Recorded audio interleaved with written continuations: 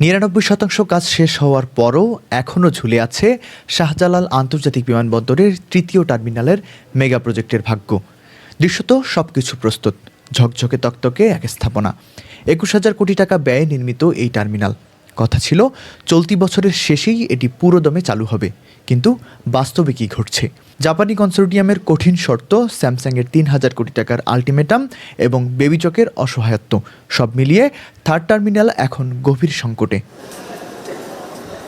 সমস্যার মূলে রয়েছে অর্থাৎ রাজস্ব ভাগাভাগি। এই টার্মিনাল পরিচালনার জন্য আগের সরকার জাপানের একটি কনসোর্টিয়ামকে নির্বাচন করেছিল, কিন্তু নতুন সরকার আসার পর দেখা দিয়েছে বিপত্তি। ২৪ ও ২৫ নভেম্বর বেবিচকের সাথে জাপানিদের ২ দিনের বৈঠক কোনো সমাধান ছাড়াই ভেস্তে গেছে। কারণটা খুব স্পষ্ট। জাপানি কনসোর্টিয়াম দাবি করছে বিমানবন্দরের সবচেয়ে লাভজনক দুটি খাত, প্যাসেঞ্জার সেফটি ফি এবং এয়ারপোর্ট উন্নয়ন ফির ভাগ তাদের দিতে হবে। ২০২০ সাল থেকে সব যাত্রীর কাছ থেকে এই ফি আদায় করা হচ্ছে।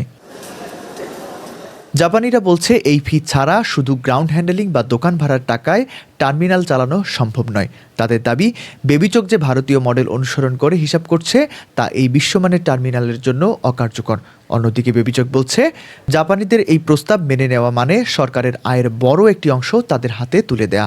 ফলে দুই পক্ষই এখন অনড়।